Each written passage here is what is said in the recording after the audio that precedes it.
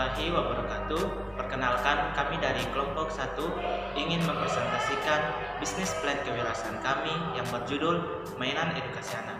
Sebelum itu, perkenalkan, nama saya Vincent Balalembang, dan di sebelah kanan saya William Maximilianus, dan di sebelah kiri saya Runiar Siti. Untuk mengefisienkan waktu, kami langsung masuk saja ke materi pertama. Oke, bab pertama yaitu pendahuluan yang berisikan tema atau judul bisnis plan. Pertama, media edukasi membaca SD. Bisnis yang kami buat adalah bisnis dengan menggunakan produk berbahan dasar kayu lapis atau sering disebut triplex. Yang mana triplex pada dasarnya bahan pembuatan bangunan yang populer di masyarakat. Produk ini kami tawarkan dalam bentuk mainan yang populer dalam kalangan anak-anak, yaitu mainan edukasi membaca SD dengan bahan dasar triplex. Yang kedua, nama perusahaan. Nama usaha kami adalah KBM SD. KBM kepanjangan dari kotak belajar membaca. Kotak yang dalam bahasa Inggrisnya ialah box. Hal ini menggambarkan tampilan produk kami yang didominasi oleh bahan kayu lapis dengan warna melamin putih, yang juga sering disebut dengan melaminto, yang akan menjadi ciri khas dari usaha kami. Lalu kita masuk ke bagian ketiga, slogan perusahaan. Mari bermain sambil belajar. Di sini kami sengaja memberikan slogan yang unik untuk perusahaan kami karena di era saat ini anak-anak cenderung ingin belajar dengan cara yang berbeda. Sesuatu yang saat ini sudah jarang dilakukan, sesuatu yang menarik perhatian anak untuk belajar. Harapan kami dengan memberikan slogan yang bermotivasi dan menarik, kami dapat menarik konsumen untuk merasakan dan membeli produk KBM dari perusahaan kami. Yang keempat, logo perusahaan. Nama logo perusahaan ini terbuat dari gabungan beberapa triplex yang dihiasi dengan tulisan berupa huruf sebagai model dari produk KBM SD ini. Bab 2, ringkasan eksekutif. Yang pertama, jenis usaha. KBM SD merupakan jenis usaha yang bergerak dalam bidang manufaktur, di mana kami mengolah sebuah triplex sebagai bahan baku atau menta menjadi produk jadi berupa mainan edukasi anak yang memiliki harga jual tinggi. Yang kedua, kelompok sasaran usaha. Sasaran utama kami adalah anak SD. Hal tersebut dikarenakan kami membuka usaha ini dalam lingkungan persekolahan. Produk yang kami buat ini kami prediksi akan menarik perhatian setiap anak SD. Yang ketiga, dana yang diperlukan. Dana yang diperlukan sebesar 5.355.000 dengan umur ekonomis 5 tahun. Penghimpun dana sebagai berikut. Yang pertama, Runiar Siti, dana 1.500.000. Yang kedua, Nirul Hafidah, dana 1.500.000. Dan yang ketiga, William, dana 1.500.000. Dan keempat, Vincent, dana 1.500.000. Kelayakan usaha. Yang pertama, metode payback period atau PP. Yang kedua, metode average rate of return atau disingkat ARR. Yang ketiga, metode net present value atau disingkat sebagai NPV. Yang keempat, metode internal rate of return atau disingkat sebagai IRR. Dan yang kelima, metode probabilitas index atau disingkat sebagai PI. Oke, demikian presentasi saya. Selanjutnya akan dilanjutkan oleh Vincent. Oke, materi yang ketiga yaitu business description. Nah, yang pertama adalah latar belakang. Nah, bisnis yang kami buat adalah bisnis yang menggunakan produk berbahan dasar kayu lapis atau biasa kita sebut triplex. Nah, di mana triplex di sini pada dasarnya bahan pembuatan bangunan yang populer di masyarakat. Nah, yang kedua ada visi, misi, dan tujuan.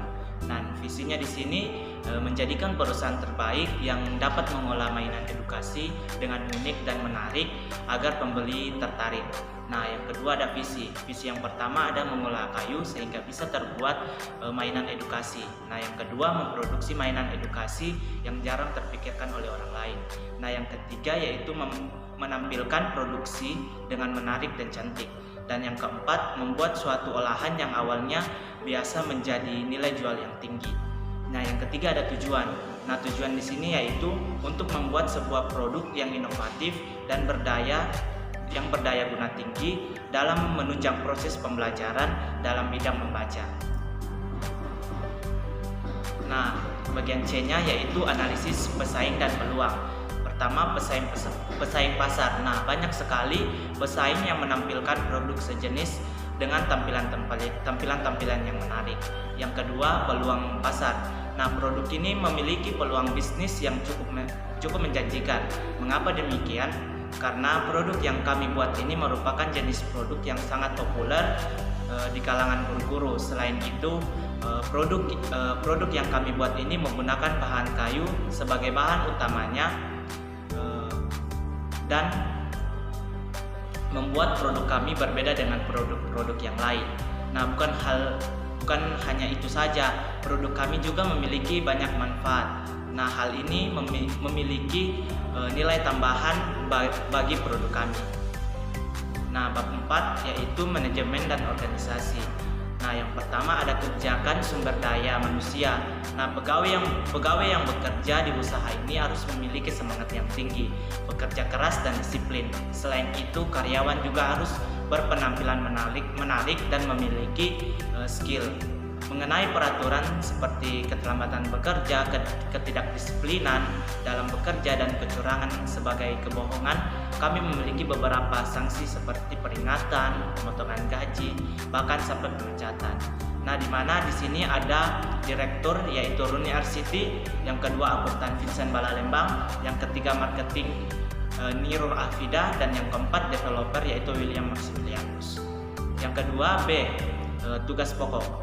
Nah, pendiri perusahaan ini terdiri dari 4 orang yang memiliki tugas pokok sebagai berikut. Yang pertama, mengawasi setiap kegiatan yang ada di perusahaan. Yang kedua, mengambil keputusan setiap rencana atau kegiatan perusahaan yang akan dilaksanakan. Yang ketiga, menyediakan biaya perencanaan dan pelaksanaan bisnis. Dan yang keempat, mengadakan kegiatan administrasi bisnis. Yang kelima, menuangkan ide yang inovatif untuk kemajuan perusahaan. Yang keenam, menjaga kekompakan dan profesionalisme. Dan yang terakhir ada setiap individu harus bertanggung jawab terhadap setiap pekerjaannya. Bagian C, struktur organisasi, bisa teman-teman lihat pada slide. Nah, bab 5, operation flow. Yang pertama, A, jenis produk. Nah, produk yang kami tawarkan dalam bentuk mainan yang populer di kalangan anak-anak, yaitu mainan edukasi membaca SD dengan bahan dasar kayu. Yang kedua, B, proses produksi. Nah, proses produksi yang akan kami lakukan, yang pertama, pemilihan jenis kayu yang berkualitas tinggi dengan menyeleksi supplier kayu yang baik. Dan yang kedua, proses selanjutnya adalah melakukan percetakan atau pembuatan produk dengan langkah-langkah yang terstruktur dan sistematis. C, logistik. Nah, logistik di sini ada 3. Yang pertama, produksi, yang kedua, penjualan, dan yang ketiga, pencatatan. Bagian D, flow chart. Teman-teman bisa lihat pada slide. Oke, itu tadi materi yang saya bawakan. Saya serahkan ke saudari Runi RCT untuk melanjutkan materi kita.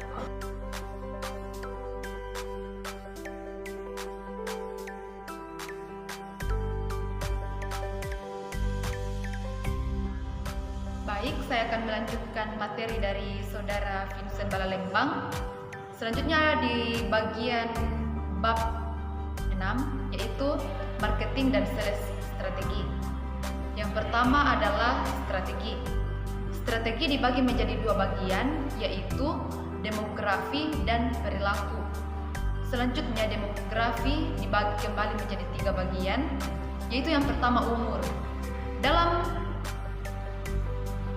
proposal entrepreneurship yang kami buat pada saat ini, umur dari target usaha yaitu anak usia sekolah dasar yang sedang belajar membaca, kemudian jenis kelamin bisa laki-laki, bisa juga perempuan, kemudian pendapatan. Produk yang kami jual ini relatif murah karena bahan-bahan yang kami mendapatkan juga agak mudah untuk didapatkan di toko-toko bangunan terdekat. Selanjutnya bagian B yaitu targeting dan positioning.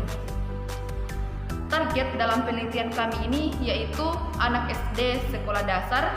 Kemudian positioning, kami berharap agar produk yang kami buat ini dapat bermanfaat bagi peserta didik tersebut. Kemudian bagian C yaitu kebijakan harga dan dimensi, yang terdiri dari dua bagian juga, kebijakan harga dan kebijakan dimensi. Selanjutnya kebijakan dimensi ini dibagi menjadi 3 bagian, yaitu dimensi produk, manfaat produk, dan kapasitas produk. Untuk kebijakan harga dapat kita lihat di slide.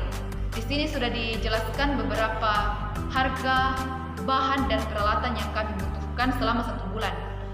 Jadi ada 50 unit yang kami buat, dan slide yang ditampilkan ini ada produk yang akan dibuat sebanyak 50 unit, dan total harga jualnya itu total dari biaya produk yaitu 5.355.000. Jadi produk yang dihasilkan kan seperti yang saya jelaskan tadi 50 unit. Nah, biaya per variabelnya itu 107.000, dan biaya penjualan yang kami jual di pasarannya itu Rp120.000. Di sini ada tabel kapasitas produksi mulai dari bulan pertama sampai bulan 12 kami tingkatkan 10 unit per bulan. Di bab selanjutnya yaitu finansial. Bagian A, financial plan. Financial plan dapat membantu pengusaha dalam menganalisis pandangan dalam investasi, menggambarkan jangka panjang suatu keputusan, mengatur pendapatan masa depan, serta memilih alternatif-alternatif yang akan digunakan perusahaan guna keperluan finansial. Kemudian kebijakan modal. Dana awal untuk membangun usaha ini untuk 1 bulan yaitu Rp5.355.000. Dana tersebut terhimpun dari dana pribadi setiap pemegang saham. Penghimpun dana adalah sebagai berikut. Yang pertama, Runyar City dengan dana Rp1.500.000, Nirul Hafida dana Rp1.500.000, Vincent Balalembang dana Rp1.500.000, dan William Maximilianus dengan dana Rp1.500.000. Kemudian bagian ketiga atau bagian C yaitu break even point, yang dibagi menjadi 3 bagian, yaitu pendekatan persamaan, yang kedua BP per unit, dan yang ketiga BP per rupiah. Nah, yang terakhir itu adalah studi kelayakan.